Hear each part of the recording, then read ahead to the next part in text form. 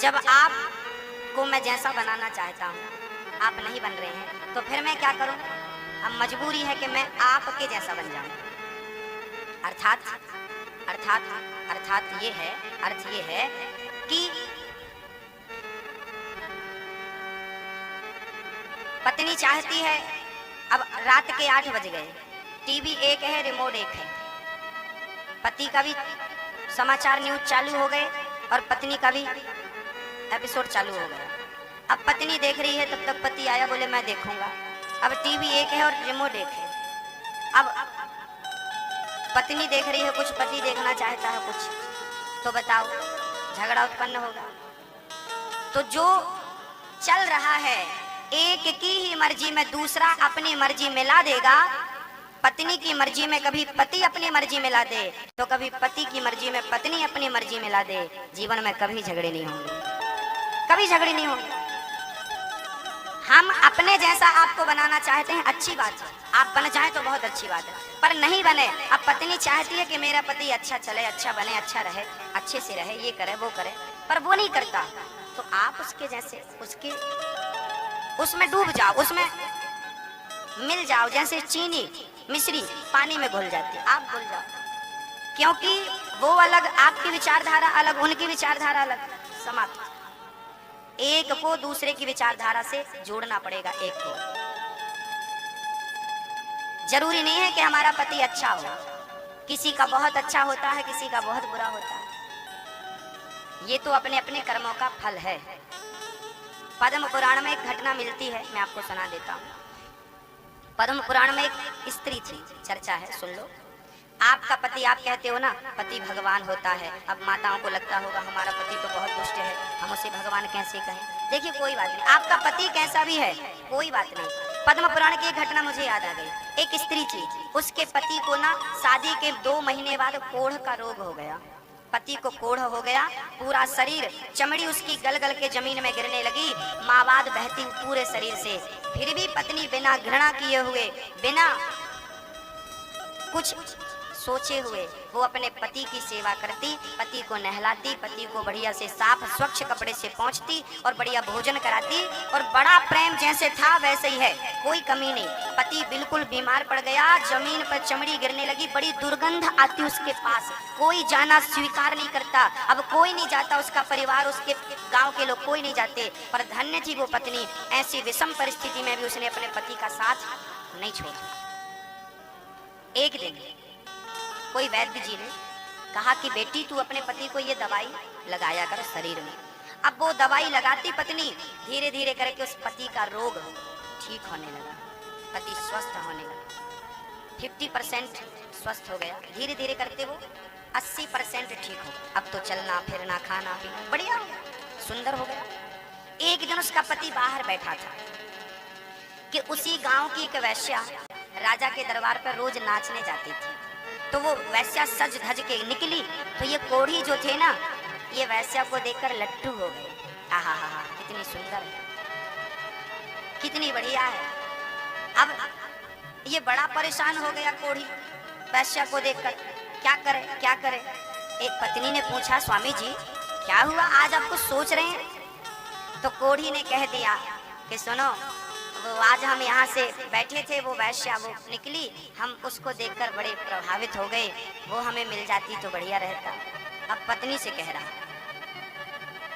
पत्नी बोली, वो अपने पत्नी से कहता, उसकी पत्नी बड़ी भोली थी ना, वो अपने पत्नी से कहता कि सुनो एक बार तुम हमें उस वैश्या से मिला दो। बोली ठीक है, मैं प्रयास करती हूँ। अब ये पतिव्रता उस वैश्या के घर रोज जाती, प्रातः काल झाड़ू पोंछा बर्तन करके आ जाती। वैश्या देखती कि मेरे घर का काम कौन कर रहा है। एक दिन छिप कर खड़ी हो गई तो ये पतिव्रता पहुंच गई उसके घर, झाड़ू लगाने लगी। वैश्या ने हाथ पकड़ लिया, बहन तू बड़ी पतिव्रता है, तेरे बड़े चर्चे मैंने सुने हैं, तू बड़ी पतिव्रता, मेरे घर झाड़ू क्यों लगा रही, मैं तो अपवित्र नारी हूँ, मुझे और पाप में क्यों डाल रही है। तब कह दिया पतिव्रता ने कि देख तू भी नारी है, मैं भी नारी हूँ, मेरे पति का मन मैं खुश ना कर सकी, मेरा पति तुझे देखकर प्रसन्न हुआ है, एक बार आप मेरे कहने से, क्योंकि मेरे पति की इच्छा है, वो आपसे मिलना चाहते, एक बार आप उनसे मिल लो, ये इच्छा है मेरे पति की। वैश्या को पता था कि इसके पति को कोढ़ का रोग है, बड़ी बदबू आती है, पर आप कह रही हो तो ठीक है, आज शाम को आप भेज देना अपने पति को। चल पड़े वैश्या के घर से पतिव्रता नारी चल पड़ी, पति से बोली आज शाम को चले जाना। शाम हुई, सूर्य अस्त हुआ, हल्का सा अंधकार चारों तरफ फैला, पति तैयार होके जाने लगा। जैसे घर से बाहर निकला कि वो पत्थर से पांव टकराया और जब गिरा तो उसके पांव में मोच आ गई। पांव में मोच आने के कारण वो एक कदम चलने को तैयार नहीं, पांव दर्द करने। अब मैं कैसे जाऊं, वैश्या ने बुलाया, कैसे जाऊं कैसे। पत्नी बोली कोई बात नहीं, आपके पांव में मोच है, कोई बात नहीं, मैं ले चलती हूँ। पत्नी बैठ गई, बोले आप मेरे कंधे पर बैठ जाओ, मैं आपको ले चलती हूँ। आपके पांव में मोच है, मेरे पांव में थोड़ी मोच है। ये पद्म पुराण की घटना, लिखी हुई घटना है, शास्त्रों की घटना है। वो पत्नी बैठ गई और अपने पति को कंधे पर बिठाया और चल पड़ी। कहाँ जा रही है? एक पत्नी अपने पति को कंधे पर बिठा के वैश्या के घर ले जा रही है। जरा दर्शन कर लो, आपका पति ऐसा तो नहीं है ना, वो ले जा रही है, पर ध्यान देना होना तो कुछ और था। वो रास्ते में जब गई तो वो जंगल के रास्ते से गई, क्योंकि गांव के भीतर से जाएगी तो हजार लोग पूछेंगे कहाँ जा रही हो, क्यों जा रही हो, कंधे में क्यों बिठाई हो। तो वो जंगल के रास्ते से गई और वहां पर एक घटना घट गई। राजा के घर में, राजा के राज्य में कुछ चोरों ने चोरी करी, उनके खजाने में अंदर चोरी करके भागे। सिपाहियों ने पीछा किया, चोरों को लगा हम तो घिर गए। जंगल में एक महात्मा जी जंगल में कुटिया में रहा करते थे। चोरों ने डर के कारण राजा को चुराया हुआ धन बाबा जी की कुटिया पे रख दिया और जंगल में झाड़ियों में छिप गए। तभी सिपाहियों ने आकर देखा कि सारा धन तो बाबा की कुटिया में रखा और वहीं पर एक बाबा जी ध्यान मग्न बैठे थे। सिपाहियों को लगा कि बाबा ही चोर है और ये हमारे डर से समाधि में बैठ गया। तो सिपाहियों ने क्या किया, एक सूल गाड़ दिया, लोहे का एक सूल गाड़ दिया और उस पर बाबा जी को बिठाल दिया। बाबा जी के नीचे से चुभता हुआ वो सूल सिर पे निकल गया, पर बाबा असली थे, तपस्या असली थी, उनको दर्द नहीं हुआ। वो सूल लगा रहा और वो तपस्या में बैठे रहे। अब सारे सिपाही डर के मारे भाग गए कि बाबा जी असली है, हमसे गलती हो गई। उसी क्षण, उसी समय ये पत्नी अपने पति को कंधे पर बिठा कर जा रही थी, तभी इसके पति का सिर संत जी के पांव से टकरा गया, जो कि संत ऊंचाई पे थे और ये भी अपने पति को कंधे पे बिठाई। तो पति का सिर बाबा जी के पांव से टकराया। अब बाबा जी की तपस्या खुल गई और बाबा जी ने श्राप दे दिया, जिसने मेरी तपस्या भंग की वो सूर्य उदय होते ही मर जाएगा। अब तो ये कोढ़ी रोने लगा, मैं गया, मैं गया। अब वो सब भूल गया, वैश्या वैसा रोने लगा, मैं मरा, मैं मरा। चरणों में महात्मा जी क्षमा करो, क्षमा करो। महात्मा जी बोले कोई क्षमा नहीं, तू मरेगा, सुबह सूर्योदय होते मर जाएगा। अब पत्नी से कहने लगा देवी बचाओ, हम मर जाएंगे। तब पत्नी ने कहा स्वामी जी चिंता मत करिए, संत जी ने कहा है कि सूर्य उदय होंगे तब आप मरोगे। अब उस पत्नी ने कहा कि हे सूर्य भगवान, यदि मैंने सच्चे मन से अपने पति की सेवा की हो और अपने पति के सेवा पर पुरुष को स्वप्न में भी ना देखा हो, मैं पतिव्रता हूँ, तो प्रभु जब तक मैं ना कहूँ सूर्य भगवान आप उदय मत होना। भैया 24 घंटे हो गए, 24 घंटे हो गए, 48 घंटे हो गए, कई दिन बीत गए, सूर्य भगवान का पता नहीं, सूर्य भगवान आए नहीं। हाहाकार मच गई, सूर्य भगवान नहीं आए। रात ही रात, रात ही रात बनी है, चारों तरफ हाहाकार मचा। ब्रह्मा विष्णु महेश आ गए, देवी प्रकृति के नियम से क्यों खिलवाड़ कर रहे हो। देवी ने कहा कोई बात नहीं प्रभु, मेरे पति सूर्य उदय होते ही मर जाएंगे, संत श्राप दे चुके हैं, मैं नहीं चाहती कि मेरे पति मर जाएं। यदि सावित्री अपने पति को यमराज के घर से वापस ला सकती है तो क्या एक पतिव्रता नारी सूर्य की गति को नहीं रोक सकती। एक नारी सब कुछ कर सकती है यदि वो पतिव्रता होए तो। बाद में अनुसुईया माता आती हैं और कहती हैं पुत्री तो सूर्य को आने दे। फिर सूर्य भगवान उदय होते हैं, उनके पति मरते हैं। अनुसुईया जी ने कहा हे प्रभु मैं सच्ची पतिव्रता हूँ, तो इसका पति जिंदा हो जाए। मरा हुआ पति संत के श्राप के कारण जिंदा हुआ और आज जिंदा जब हुआ तो कोढ़ का रोग ठीक हो गया, तन मन दोनों स्वस्थ हो गए, सुंदर विमान आए और दोनों पति पत्नी शरीर सहित भगवान के निज धाम को चले गए। बोलिए भक्त वत्सल भगवान की। ये पद्म पुराण की घटना है। ये आपके प्रश्न का उत्तर भी है। आप कहती हो कि हमारा पति अच्छा नहीं है, हम तो पतिव्रता हैं पर वो ठीक नहीं है। कोई बात नहीं, आपका पति कैसा है वो मायने नहीं रखता, आप कैसे हैं वो मायने रखता। पत्नी को अच्छी होना चाहिए तो पति को भी अच्छा होना चाहिए। बात ऐसी नहीं है कि आप लापरवाह बने रहें। पत्नी सीता है तो पति को राम तो होना ही चाहिए। अब ये नहीं, इसका अर्थ ये नहीं कि तुम पुरुष लोग आजादी पा रहे हो कि नहीं अब तो हम कैसे भी हैं, हमारी पत्नी तो वैसे अच्छी है ना। वो युग कोई और था, ये युग कलयुग। यहाँ पति पत्नी दोनों को समझदार होना जरूरी है।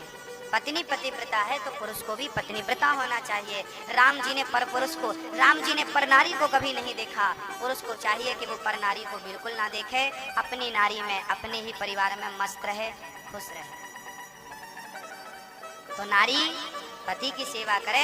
जिस घर में, जिस पुरुष के द्वारा नारी का सम्मान होता है, यदि आप अपनी नारी का, अपनी पत्नी का सम्मान करते हैं तो आपके घर में सुख समृद्धि बनी रहेगी। यत्र नार्यस्तु पूज्यन्ते रमन्ते तत्र देवता तत्रैतास्तु न पूज्यन्ते सर्वास्तत्र फला प्रिया। जिस घर में नारी का सम्मान होता है उस घर में सुख शांति और समृद्धि होती है। इसलिए नारी का सम्मान किया करो। नारी चाहे पत्नी के रूप में हो, चाहे माँ के रूप में हो, चाहे पुत्री के रूप में हो, चाहे बहन के रूप में हो, नारी का सम्मान अर्थात हर नारी का सम्मान हर पुरुष को करना चाहिए। नारी निंदा मत करो, नारी नर की खान, नारी ने पैदा किए राम कृष्ण हनुमान। नारी ना होती तो आप ना होते। एक बार ट्रेन में कुछ स्कूली बच्चे यात्रा कर रहे थे। पास में एक बूढ़ी माँ भी बैठी थी एक सीट पे, कोने पे। तो वो बच्चे ना आपस में हाथ लड़ा रहे थे। खेलते ना पंजा लड़ाना, बच्चे खेल रहे थे। माँ देख रही थी, उसे बड़ा अच्छा लग रहा, उसको लग रहा था ये मेरे बेटे खेल रहे हैं। अचानक ऊपर की स्लीपर की सीट ना, वो फंसी रहती है ना ऊपर की, हम ट्रेनों में देखते हैं को उठाते, वो सीट धड़ाम से गिर पड़ी। अचानक खुल गई, सीट गिरी और एक बच्चे के सिर पे लग गई। अब जब बच्चे के सिर पे लगी तो बाकी बच्चे तो हंसने लगे, पर वो बूढ़ी माँ दौड़ी दौड़ी आई और सिर पे हाथ मलने लगी। बेटा ज्यादा तो नहीं लग गई, चोट तो नहीं लग गई? तो उस लड़के ने कहा, माँ मर्द हूँ और मर्द को दर्द नहीं होता, आप बैठो अपनी जगह पे, हमें चोट नहीं लगी, हमें आपकी आवश्यकता नहीं है, आपकी सहानुभूति की भी जरूरत नहीं, आप बैठो। उन विद्यार्थियों ने कहा बैठो। तब उस माँ ने हाथ फेरते हुए कहा, बेटा मर्द को दर्द तो नहीं होता, ये बात तो बिल्कुल सही है, पर तुम मर्दों को पैदा करते हुए ना हम माताओं को बहुत दर्द होता है, बहुत पीड़ा होती है। जब प्रसव की पीड़ा होती है ना तो बहुत सारी माताएं तो तुम जैसो मर्दों को पैदा करते समय मर तक जाती है, मर जाती है। कई माताओं की डेथ हो जाती है जब वो प्रसव की पीड़ा होती है, ऑपरेशन के टाइम पे, डिलीवरी के टाइम पे प्राण निकल जाते हैं। बहुत सारे केस देखे सुने होंगे आप लोग। तो तुम मर्दों को दर्द नहीं होता, पर तुम मर्दों को पैदा करने में उन माओं को बहुत दर्द होता है। इसलिए आप ये जो मर्दानगी दिखाते हो ना, ये माँ के चरणों में झुक करके हाँ आशीर्वाद लेना चाहिए। माँ से बढ़कर के आपकी मर्दानगी नहीं। माँ तो वो है जिसने आप जैसे मर्द को भी 9 महीने तक अपने पेट में जगह दी। हाँ, इसलिए ये सारी चीजें याद रखने की। संबंध बनाने से बनते और बिगाड़ने से बिगड़ जाते हैं। समय कम है, प्यार से रह लो। पति पत्नी के बीच में झगड़े नहीं होना चाहिए। पति गलती करे तो पत्नी को भूल जाना चाहिए, पत्नी गलती करे तो पति को भूल जाना चाहिए। कभी कभी पुरुष कहता है कि तुम्हारी जैसे तो हमारे को बहुत मिल जाती, हमें तो तुमसे अच्छी वाली मिल जाती। ये पुरुष की भ्रांति है। याद रखना, जो आपकी किस्मत में थी परमात्मा ने वही दी है। और पति पत्नी का संबंध यहाँ नहीं बनता, पति पत्नी का रिश्ता यहाँ तय नहीं होता। मेरा जन्म जब होता है, जब मैं माँ के पेट में आता हूँ ना, तभी परमात्मा निश्चित कर देते हैं कि आपका विवाह कब होगा और कहाँ होगा, किसके साथ होगा। अर्थात रिश्ते तो भगवान बनाकर भेजता है। यहाँ तो केवल आपको। भैया जी कितने भाई हैं आपके? 2।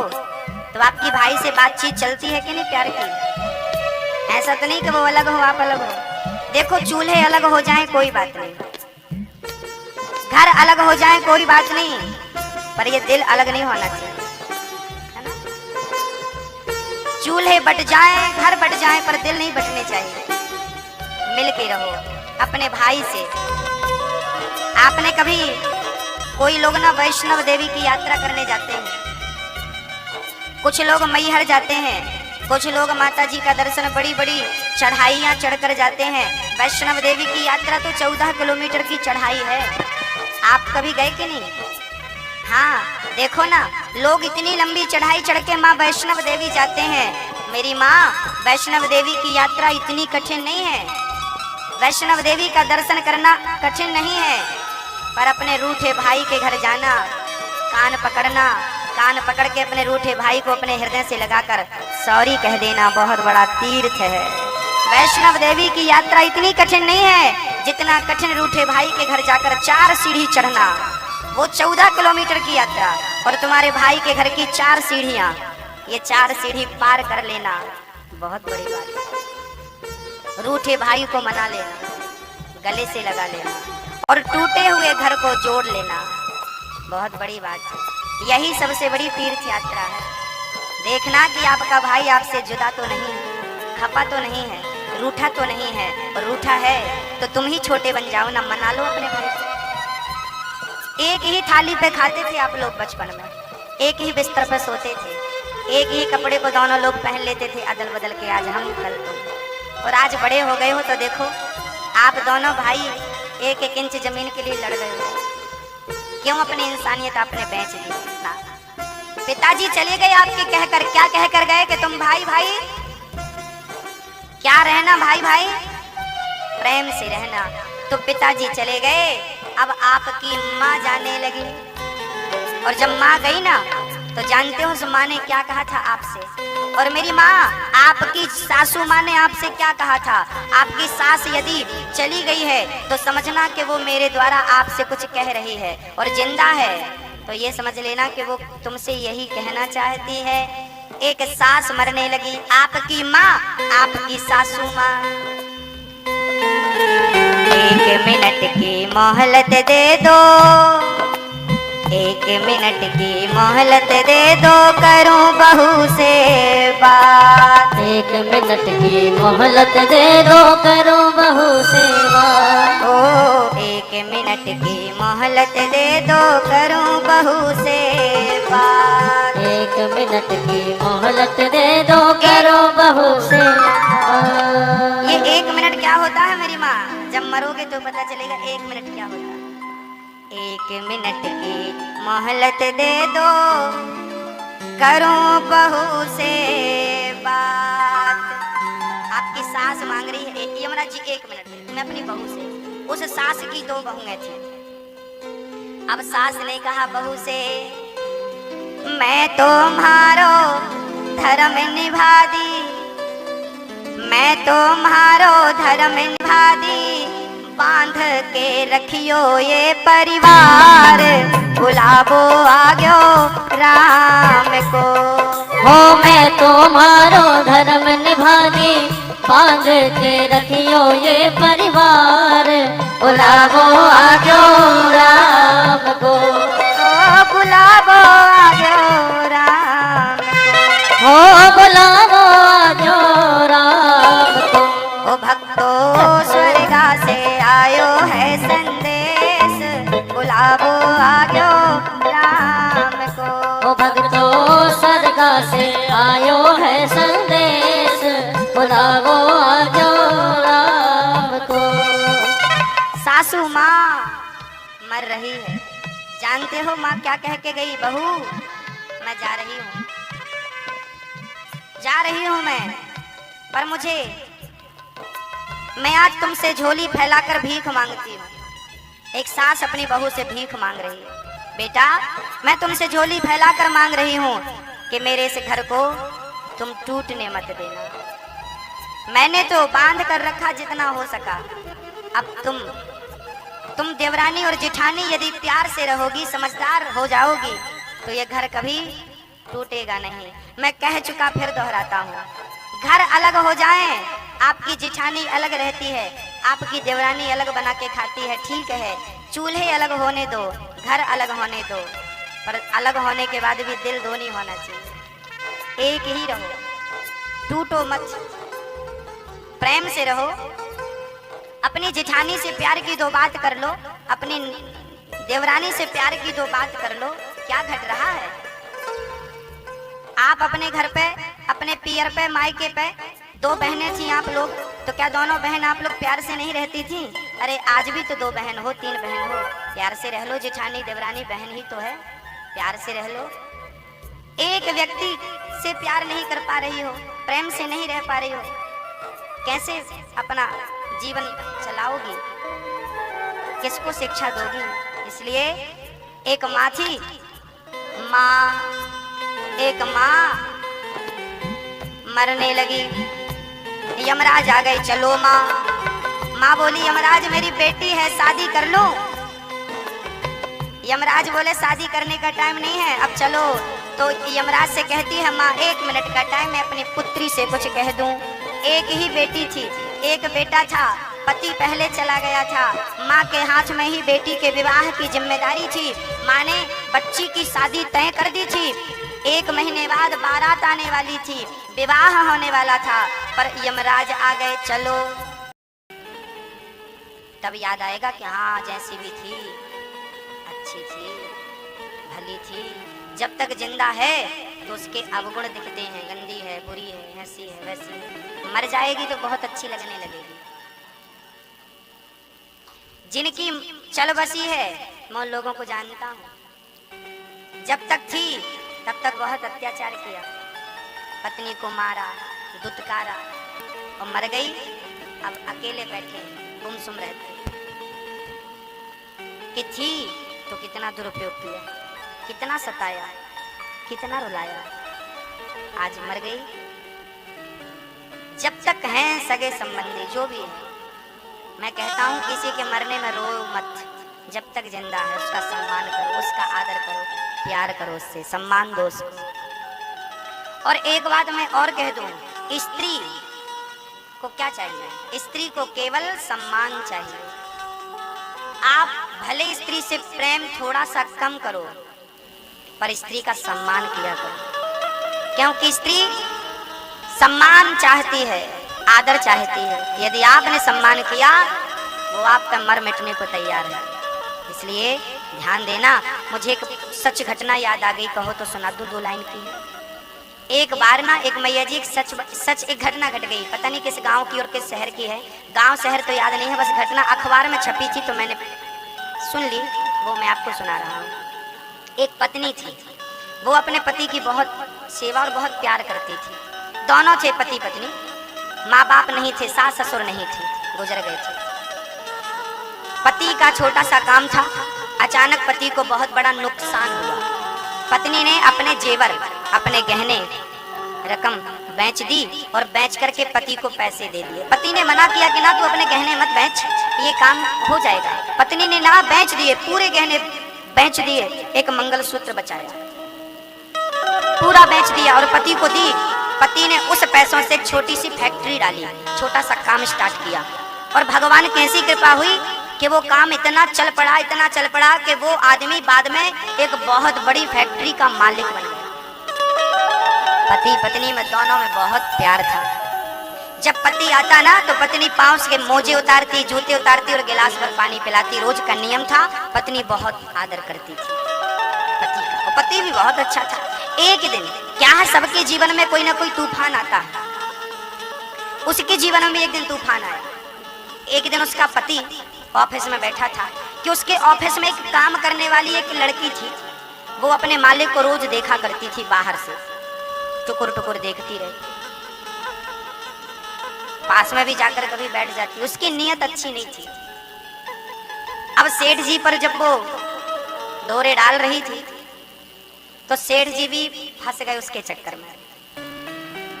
देखिए, कम मन विचलित हो जाए, किसका मन विचलित हो जाए कोई नहीं जानता। इसलिए मन को शास्त्र कहते हैं एक पल के लिए भी खुला मत छोड़ो, कीर्तन भजन भगवान का सहारा लिए रहो।